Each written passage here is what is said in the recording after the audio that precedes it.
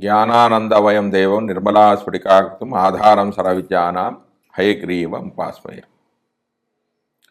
అర్ధకాయం మహావీరం చంద్రాదిత్యమివర్తనం సింహికాగర్భ సంభూతం తం రాహు ప్రణమామ్యం. ఫలాచ పుష్పసంకాశం తారకాగ్రహమస్తకం రౌద్రం రుద్రాత్మకం ఘోరం తంకేతుం ప్రణమామ్యం. మనం ఇప్పుడు ఈ వీడియోలో రాహు కేతుల గురించి తెలుసుకుందాం. 12 రాశుల వాళ్ళకి రాహు ఎక్కడుంటే ఎలాంటి ఫలితాలు వస్తాయి, కేతువు ఏ రాశిలో ఉంటే ఫలితాలు వస్తాయని నేను ఇప్పుడు చెప్పబోతున్నాను. ఇప్పుడు నేను కేవలం రాశులే చెప్తున్నాను, స్థానాలు కాదు. లగ్నాతు ఎక్కడున్నాడు, లగ్నాత్ రాహు ఎక్కడున్నాడు, లగ్నాత్ కేతువు ఎక్కడున్నాడు, ఏ స్థానంలో ఉన్నాడు అనేది నేను చెప్పడం లేదు. కానీ మీరు దీనికి లగ్నానికి కూడా అన్వయించుకోవచ్చు.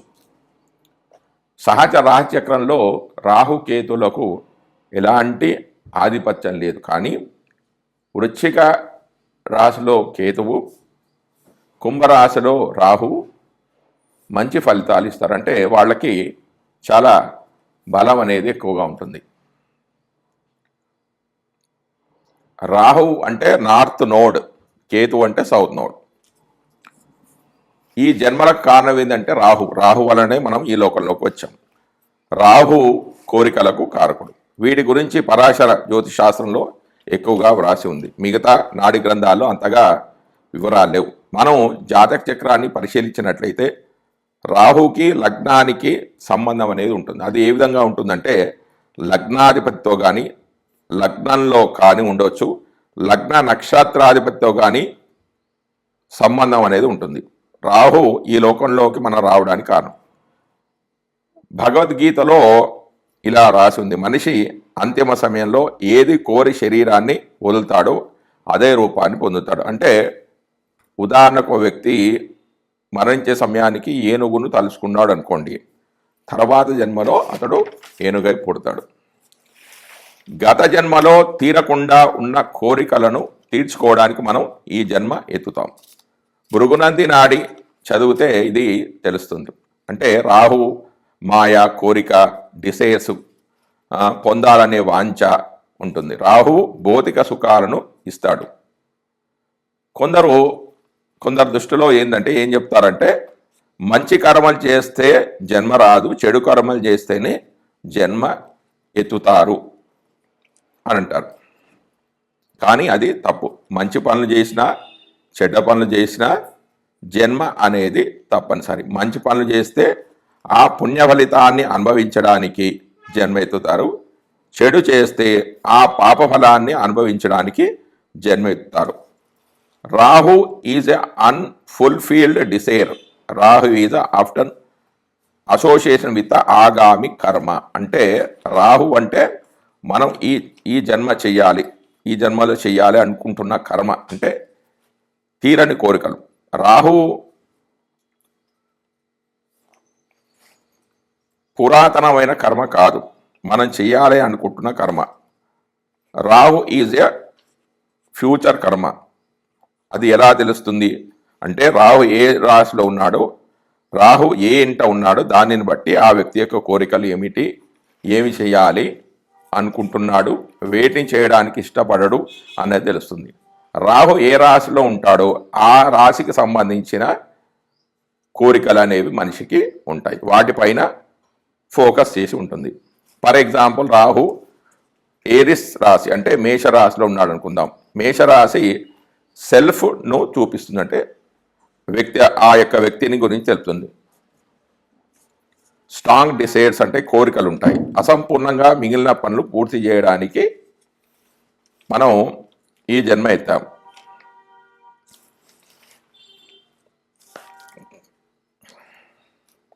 కాలపురుష చక్రంలో మేషరాశి అనేది మొదటి రాశి. మేషరాశి సెల్ఫ్ను సూచిస్తుంది, వ్యక్తి గురించి తెలియజేస్తుంది. రాహు అంటే ఈ జన్మలో చెయ్యాలి అనుకుంటున్నవి తెలియజేస్తుంటాడు. కేతు గత జన్మలో చేసిన కర్మల గురించి తెలియజేస్తాడు. అంటే గత జన్మలో మాస్టర్ డిగ్రీ పొంది ఉంది అంటే కేతు అంటే గత జన్మలో చేసిన లక్షణాలు మన ఈ జన్మలో కూడా ఉన్నాయి. అందులో మనం మాస్టర్ చేసి ఉన్నాం. రాహు అంటే ఈ జన్మలో మనం చేయాలి అనుకున్న పనులు. మరి ఏ పనులు చేయాలి? రాహు పనులు చేయాలి, కేతు పనులు చేయాలి. గత జన్మ నుంచి నేర్చుకొని వచ్చిన పనులు మరియు ఈ జన్మలో మనం కోరుకున్న పనులు, ఈ రెండు చేయాలి. వీటిని సమానత్వం చేయాలి. ఈ నోట్స్ రెండింటిని కూడా బ్యాలెన్స్ చేయాలి. అప్పుడే మోక్ష ప్రాప్తి అనేది మనకు కలుగుతుంది. ఈ రెండు పనులలో ఏదో ఒకటి చేసినా మనకు ఎంప్టీనెస్ అనేది ఉంటుంది. ఏదో కోల్పోయినట్లుగా శూన్యత అనేది ఉంటుంది. ఇక కేతు గురించి తెలుసుకుందాం. కేతు అంటే సౌత్ నోడ్, స్పిరిచువల్ గ్రోత్ను చూపిస్తుంది, ఆధ్యాత్మిక అభివృద్ధిని తెలుపుతుంది. కేతు అంటే గత జన్మలో నేర్చుకొని ఉన్నది, మనలో ఆల్రెడీ ఉన్న లక్షణాలు. ఇవి గత జన్మలోనే నేర్చుకొని ఉన్నాం, అందులో మాస్టర్ డిగ్రీ పొంది ఉన్నాం, గతంలోనే వాటిని అనుభవించి ఉన్నాం, తెలుసుకొని ఉన్నాం. కాబట్టి వాటి పట్ల శ్రద్ధ, ఇష్టత అనేది తక్కువగా ఉంటుంది. Rahu means attachment, Ketu means detachment. Ketu అంటే గత జన్మలోనే నేర్చుకొని ఉన్న వాటిని ఇప్పుడు చేయబుద్ధి కాదు. ఒక పనిని 10 సార్లు చేసి 11వ సారి చేయాలంటే బోరు కొడుతుంది కదా. ఎగ్జాంపుల్, ఒక సినిమా 10 సార్లు చూస్తే ఏ విధంగా బోరు కొడుతుందో ఆ విధంగా కేతువు పనులు అంటే హిడెన్ టాలెంట్, వీటిని చేయబుద్ధి కాదు. రాహు నూతన ఆవిష్కరణలను, ఆ నూతనమైన ఆవిష్కరణలు అంటే ఇష్టం. మరి ఏది ఉత్తమం? రాహు కాదు, కేతు కాదు, రెండింటినీ కూడా బ్యాలెన్స్ అనేది చేయాలి. కేతు అంటే సంచిత కర్మ, అంటే అక్యుములేటెడ్ కర్మ అంట. దీన్ని అక్యుములేటెడ్ కర్మ సూచించింది. మంచి చేయాలా, చెడు చేయాలా అంటే రెండింటిని చేయాలి, రెండింటిని బ్యాలెన్సింగ్ చేయాలి. అప్పుడు అది మోక్ష ప్రాప్తికి కారణమవుతుంది. కానీ మనకు ఫస్ట్ ఏం వస్తాయో అవి చేస్తూ ఉండాలి. కానీ అక్కడి నుంచి మనకు సంతృప్తి అనేది లభించదు. జీన్ థియరీ, శిశువు జన్మించినప్పుడు 50% తండ్రి నుంచి 50% తల్లి నుంచి వస్తాయి, ఆ పోలికలు అనేవి వస్తాయి. మరి వారికి అంటే తండ్రి అంటే సన్, తల్లి అంటే మూన్ అంటే చంద్రుడు, సన్ అంటే రవి, మూన్ అంటే చంద్రుడు. మరి వాళ్ళకి ఎక్కడి నుంచి వచ్చాయి అంటే వాళ్ళ తల్లిదండ్రుల నుంచి. అంటే వ్యక్తి యొక్క వాళ్ళ నానమ్మ తాతయ్యల నుంచి వస్తాయి. నాన్న వాళ్ళ నాన్న అంటే రాహువు, నాన్న వాళ్ళ అమ్మ అన్న కూడా రాహువే, అమ్మ వాళ్ళ అమ్మ అంటే కేతువు, అమ్మ వాళ్ళ నాన్న అంటే కూడా కేతువే వస్తాయి. అంటే వ్యక్తి జాతకంలో రవిచంద్రులకు ప్రాముఖ్యత అనేది ఉంది. వ్యక్తి యొక్క లక్షణాలు, పోలికలలో రాహుకేతువులకు రవిచంద్రులకు ముఖ్యమైన పాత్ర అనేది ఉంది అని చెప్పవచ్చు. అంటే 25% చొప్పున రవి, చంద్ర, రాహుకేతువుల ప్రభావం అనేది వ్యక్తి యొక్క పోలికల్లో ఉంటుంది. అంటే ఇలాంటి పోలికలు అనేవి ఉంటాయి. రాహుకేతు యాక్సిస్, రాహుకేతు వివిధ రాశిలో ఉంటే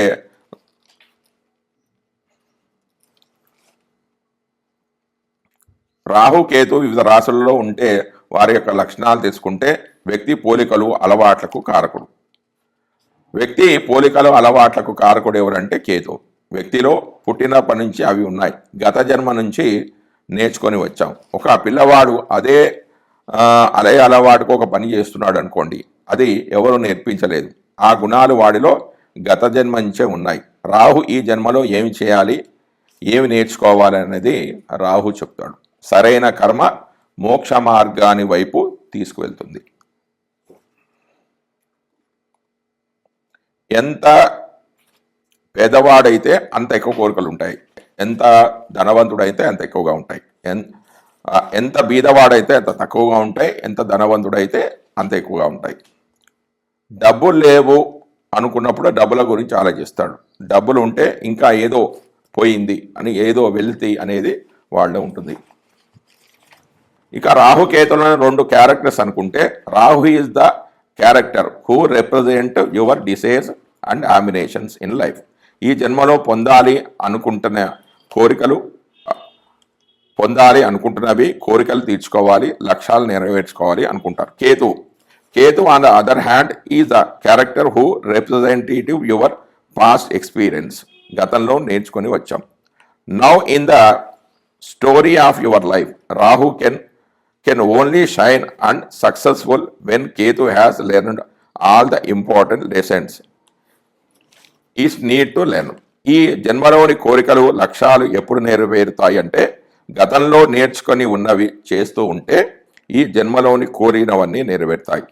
సంచిత కర్మల నుండే ఆగామి కర్మ అనేది నెరవేరుతూ ఉంటుంది. జై Srimannarayana. Rahu in Leo, Ketu in Aquarius.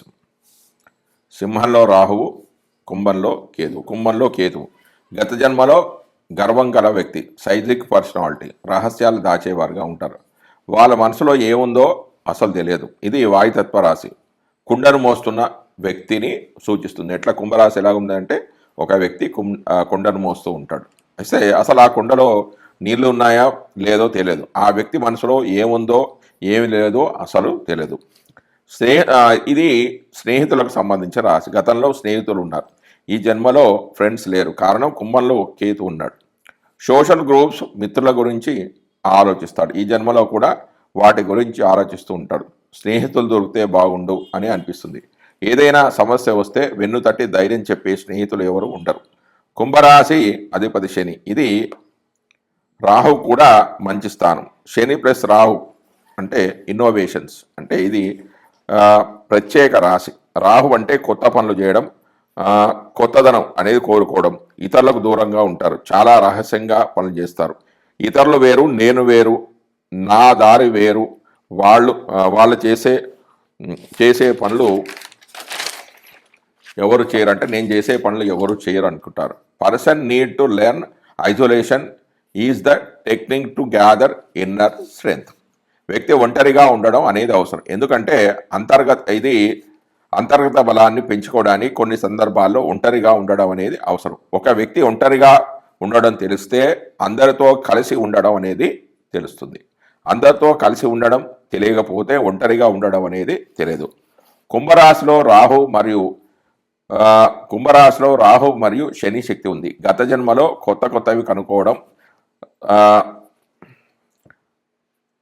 సమానత్వాన్ని పాటిస్తారు, నవ్యత్వాన్ని పాటిస్తుంటారు.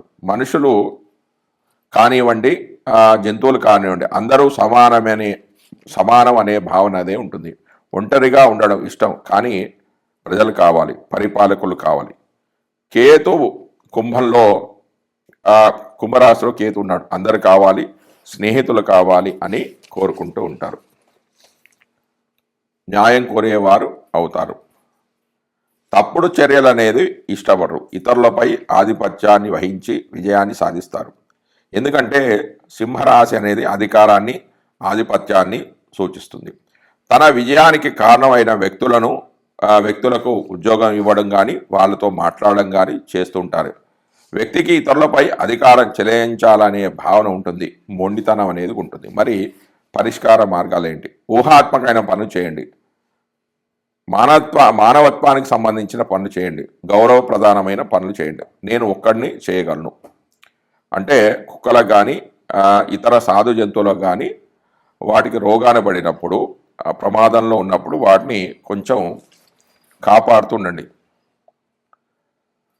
వాటికి వైద్యం చేయించండి.